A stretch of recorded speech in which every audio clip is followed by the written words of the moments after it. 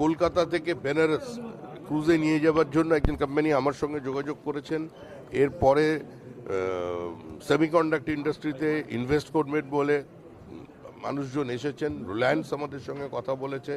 পূর্ণেন্দু চ্যাটার্জি দুবার আমার সঙ্গে দেখা করেছেন, মুখ্যমন্ত্রীর সঙ্গে দেখা করেছেন।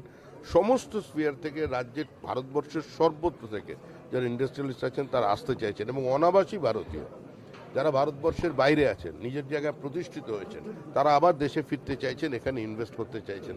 আমরা তাদের কাছেও আহ্বান জানাচ্ছি, বিশেষ করে অনাবাসী ভারতীয়দের কাছে, যে যারা বিভিন্ন দেশে গিয়ে নিজেদের প্রতিষ্ঠিত করেছেন তাদের মেধা দিয়ে, এবং আজকে তাদের অর্থবল মানে ঈর্ষা করার মতো সেখানকার মানুষদের কাছেও তারাও এগিয়ে আসুন।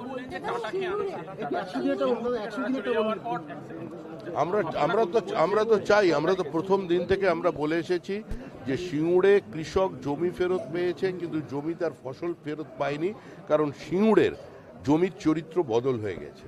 আমরা সেখানে ইন্ডাস্ট্রিয়াল হাব তৈরি করব, মানে imitation jewellery, semi precious jewellery যেটা তৈরি, সেখানে প্রায় ২৫০০ কোটি টাকার টার্নওভার আছে। তাদের পাশে সরকার দাঁড়াবে, সেখানে একটা হাব তৈরি হবে। যেরকম সিটিতে আমাদের মানে গোল্ডস্মিথরা কাজ করছেন, সিটিতে সোনার কাজ হয়, ডোমজুড়ে যে কাজ হচ্ছে, তারা চাইনিজ ইমিটেশন গয়নার সঙ্গে কম্পিটিশনে চায়নাকে তারা হাঁটিয়ে দিয়েছে, সরিয়ে দিয়েছে এখান থেকে, সেখানে ডমিনেট করছে। তো আমাদের এখানে স্কিল আছে। আমাদের দেশের, আমাদের পশ্চিমবঙ্গের যারা ডায়মন্ড সেটিংয়ের কাজ করে, তারা যদি 15 দিনের স্ট্রাইকে চলে যায়, তাহলে সুরট, আহমেদাবাদ,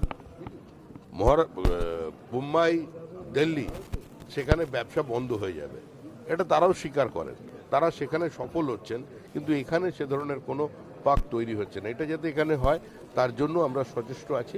আমাদের লক্ষ্য একটাই, যে পশ্চিমবঙ্গে ভারী শিল্প নিয়ে আসা, ক্যাপিটাল ইন্টেন্সিভ ইউনিটের সঙ্গে সঙ্গে লেবার ইন্টেন্সিভ ইউনিট একইভাবে আসে, তার মধ্যে সামঞ্জস্য রেখে নিয়ে আসা, SEZ কে আরও সফল করে তোলার জন্য সেখানে আধুনিকীকরণের 29